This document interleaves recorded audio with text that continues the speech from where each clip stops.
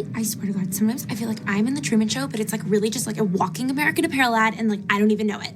Once you watch a show where there are female leads, you inevitably end up asking yourself, which one am I? Are you a Carrie, a Miranda, a Charlotte, or a Samantha? Are you a Rachel, a Monica, or a Phoebe?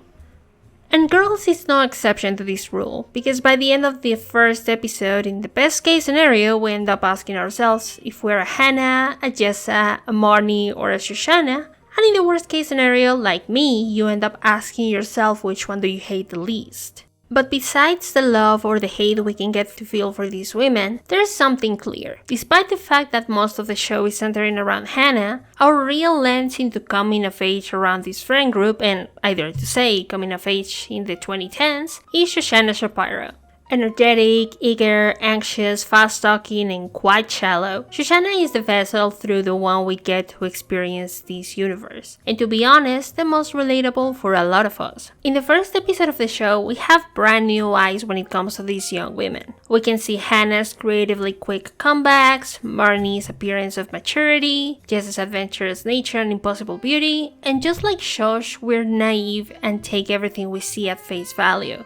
However, the more we get into the show, the more we identify the small cracks that turn into a big problem that will end up helping Shosh to confront the reality of herself, her goals, her friends, and their lives, and even ourselves if we see our lives reflected in any of these people. In today's video, we will talk about Shoshanna from Girls. Who is she? Who she's trying to become? How she works as a window into the world of Girls and the audience's opinions, and if by the end of the show she could escape the curse of being lost in your 20s. Like, I am woman, hear me roar, you know what I mean? Like, I may be deflowered, but I am not devalued. Our first look at Shoshanna is her welcoming her cousin Jessa to stay in her apartment. She is a marketing student at NYU and lives alone in an apartment in Manhattan paid by her aunt. From the get-go, we see that Shoshanna is in a whole different place compared to the other girls. Not only does she live in Manhattan fully paid by her family while the rest of them live in Brooklyn living on their own, but also she's still a student while the others have either graduated a couple of years ago like Hannah and Marnie or dropped out altogether like Jessa. Everything is a brand new experience in her life, which is why she doesn't seem particularly well versed or experienced in relationships with men or with other people in general, at least beyond the surface level, and this might explain why she's still a virgin at 21. I so don't get attached when I bleed. You know, it's like amazing. I'm like totally not an attached bleeder. And also why she lacks the discernment to know when it's appropriate to give one of her straightforward and brassy comments. Shoshanna's lack of experience in approaching new situations is rather comical, especially because she has this tendency to speak fast or explain herself, and combined with her brutal honesty made her come out with hilarious remarks that serve as the comic relief of the show. That is not sure of any of these moments, by the way. Her lack of filter when expressing her ideas is endearing, and to her can be both a blessing and a curse. You look amazing. Like, seriously, you could have sex with like any girl in this party, like including me. Oh my god. But most important of all, is a great audience device not only to understand her mindset, but to more easily see ourselves in her. She has a sort of genuine approach that can sometimes be seen as childlike and immature, but we can relate to it more because unlike the other girls in the group, she's the one who's the most honest and unapologetically herself. In spite of her naivete and her constant anxiety around everything, she's not afraid to try something new. To lose her virginity, she attempted to have sex with an old friend from camp she ran into on the street, although not successfully. And in season 1, episode 7, she accidentally smoked crack mistaking it for weed. So we can say that around Jessa, she has found the energy and the willingness to broaden her world, though not in the way she expected. And this mainly happens because Shoshanna, as well-intentioned as she is, with her commitment to growing up, doesn't have a core principle to really sustain that growth. Or to put it in other words, she's quite shallow and wants to be successful and mature, but doesn't know how that looks for her. So she follows anyone who, according to her, is going to take her in the direction she needs to go.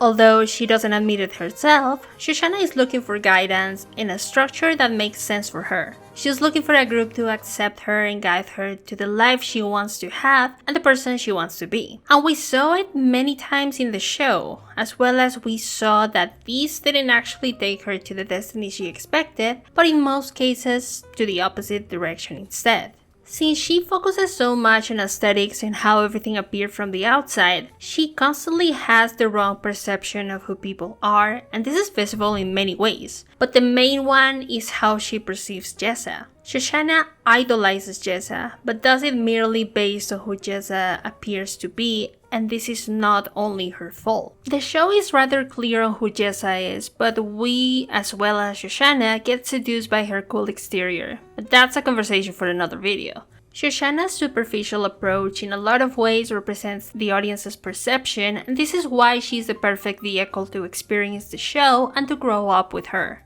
Because same as her, we do have expectations on this story, based merely on its name. We have the expectation for the show to be this story about 4 girls that grow up and grow together in the city. But just like her, we end up having a completely different experience from what we initially expected.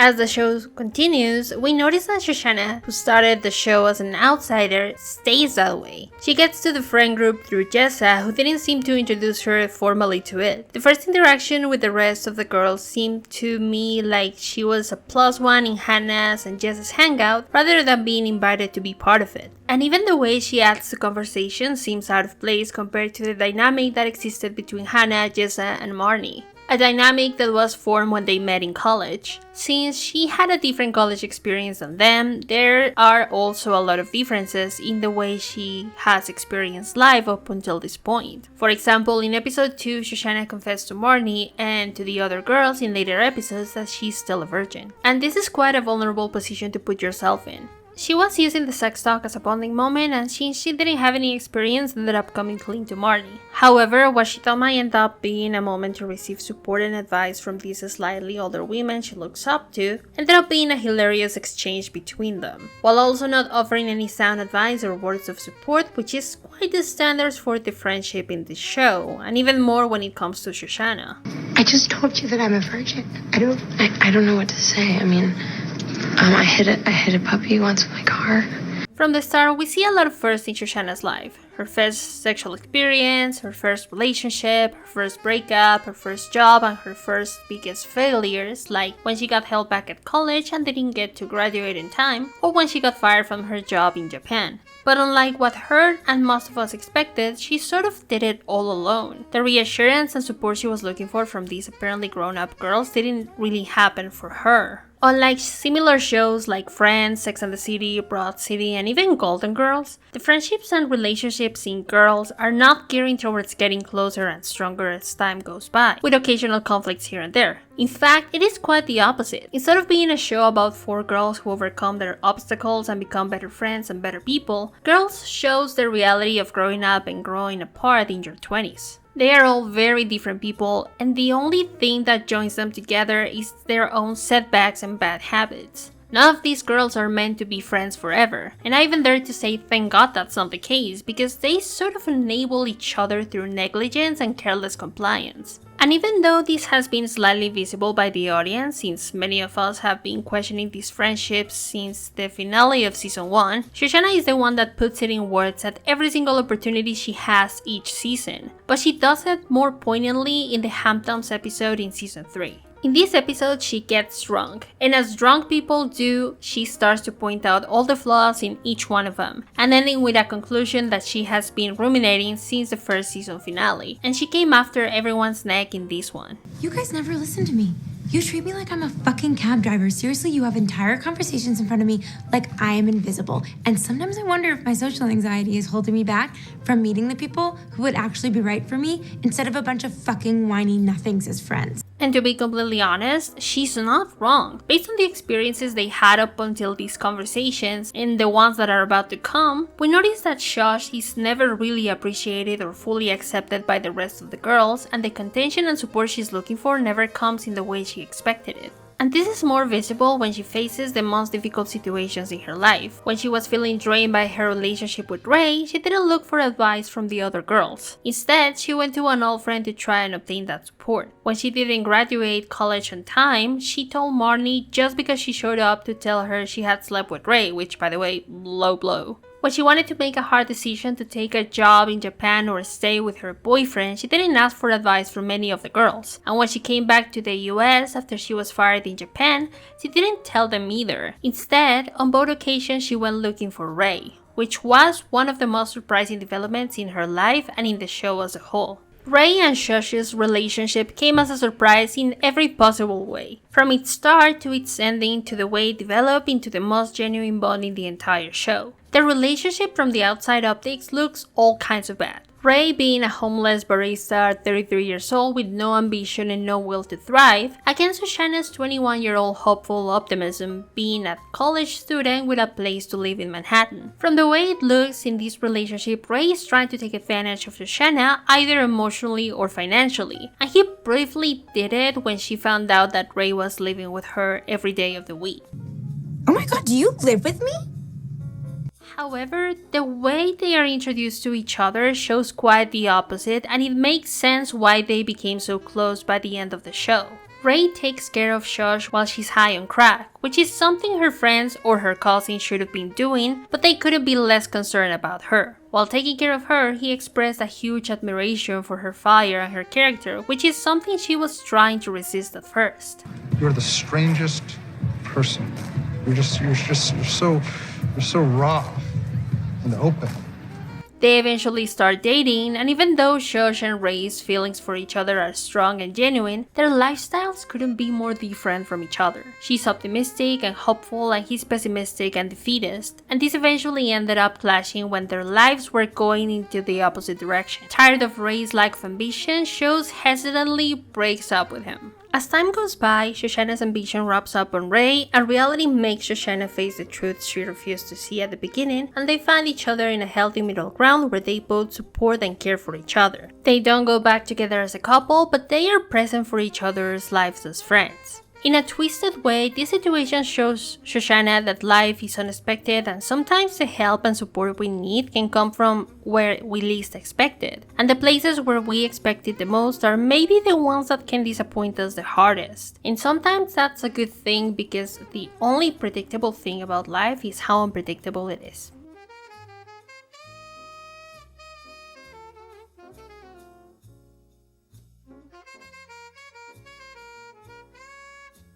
Shoshanna became part of a friend group as a coincidence, but by no means it was accidental. She got seduced by the perception she had from these girls, and somehow she projected her own expectations onto them. And they all had an element that bound them together, at least at first. They were all looking for a way to become themselves, at least in a naive and superficial way. They were all hoping to be or hoping to become someone, or at least had the appearance to be doing exactly that. Hannah trying to become a writer, Marnie trying to become a singer, Jessa just moving through life on escapism disguised as free-spirited joy of living. And out of all of them, it was Shoshanna who actually got enough structure to sustain this development. And although this structure was initially given by college, she has shown herself to be quite firm with her goals and expectations. So much so that she initially crafted a 15-year plan to achieve everything she intended to, as most ambitious people do. She was very critical of Marnie, Hannah, and Jessa for not being more accomplished and more focused while being older than her. Really amazing that all three of you have accomplished so little in the 4 years since college. I mean, think about it, 4 years. She actually expected life to work a certain way, and through mere superficial observation, she noticed that probably they weren't doing the best they could do. At some point, she might have thought that life was going to be more lenient to her since she was actually focused and driven. But in true Shoshanna fashion, she didn't count with the many curveballs that life throws most of us.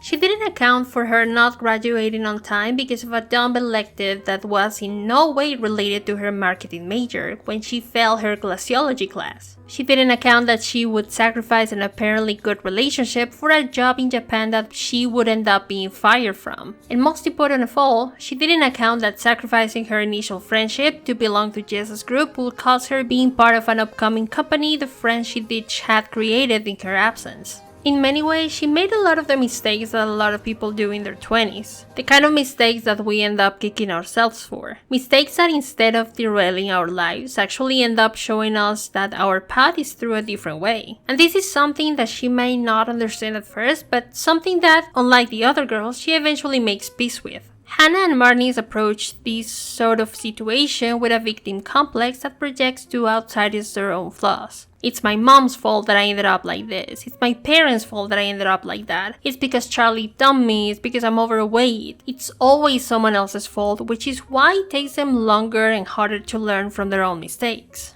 And Jessa's case is similar, but seen from a different perspective. She knows to a certain extent that she is her own responsibility and is afraid of accepting the challenge of directing her own life. Which is why she takes every possible chance to sabotage the growth that is clearly calling her. Unfortunately, she doesn't want to run away alone, and this is why she drags everyone with her so she doesn't feel lonely on her road to nowhere. Shoshanna, although anxious and naive, has enough courage to actually acknowledge the reality of her situation. Not to justify her failure, but to do something about it. She went through a brief Hannah-like episode when she found her ex-boyfriend in a sushi restaurant right after she came back from Japan, which in my opinion is kind of a normal response to a sudden change in life, but she doesn't stay there. You complained the entire time we were together about all of your unemployed, entitled friends, and you're actually the worst of all of them. In the following episodes, we see her bouncing back into working mode, and she does it by helping Ray revitalize his cafe by designing a marketing campaign for them.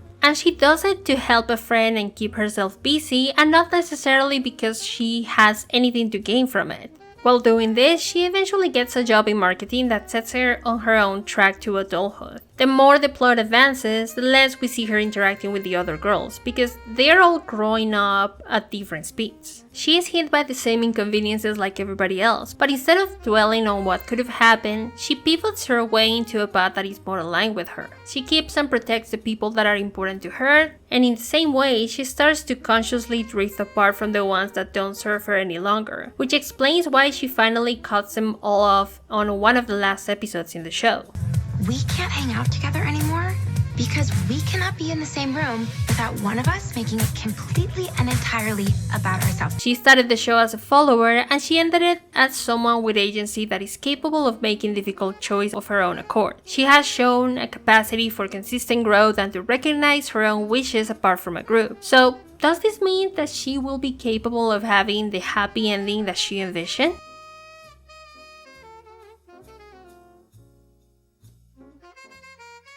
In the second to last episode of Girls, we see Shoshanna having an engagement party, and according to her and her fiance's speech, everything happened rather quickly. Right before we learn about Hannah's pregnancy, we see the last interaction Shoshanna and Jessa had, which is after she blames her for not being part of her old friend's company. Shoshanna, it seems, was single at the time. By the time Shosha and her partner have the engagement party, Hannah is about to give birth, which means that between the start of the relationship and the engagement, it has been around 8 to 9 months at best, which is quite a short time to decide to marry someone. Also, besides Hannah, that was evidently not invited to this party, there's also a glaring absence: Ray.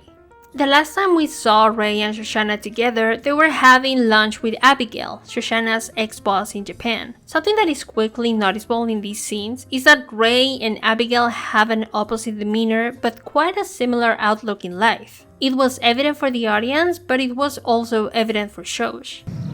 That's my question. It's my question too. That's my question. That's the question I ask other people. Well, it's also my question. I ask it to other people too. My theory here is that she felt she would be or she was displaced by Abigail in Ray's life, and since her relationship with Ray is the only thing she had left in New York, she decided to meet new people and latch onto a newer friend group quickly to avoid feeling alone. By losing Ray, she lost the last piece that had attached her to her old life, and since she's not quite comfortable being in between, she decided to run towards the next steps on her list. Shoshanna is much more capable and brave than she gives herself credit for, but she believes she would always need to have the contention of a group, which is why we always see her trying to adapt herself to places she's clearly unfitted for. A reason why I think this engagement/wedding is not going to prosper, and I agree with Lena Dunham in her assessment that Shoshanna would have married and then divorced. She decided to marry quickly because that would give her the sense that she belongs somewhere, which is something she has been constantly missing since the show started, and ironically makes her reasoning behind it very similar to Jessa's or Marnie's, who have also married and then divorced in very dubious and impulsive circumstances.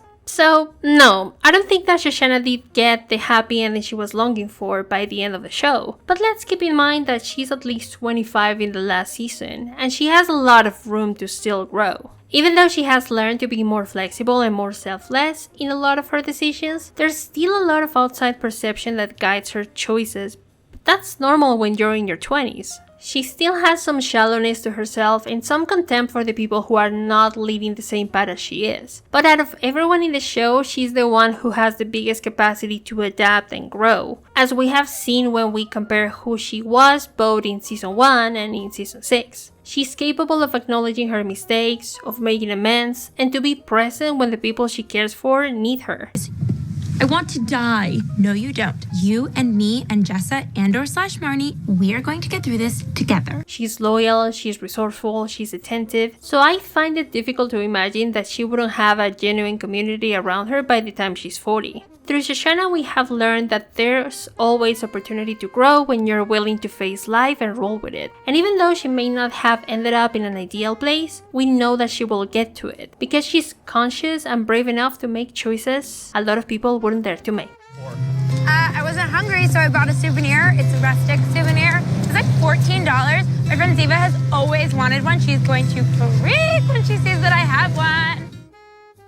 Thank you for watching. Don't forget to subscribe, like, comment, and share. Bye bye!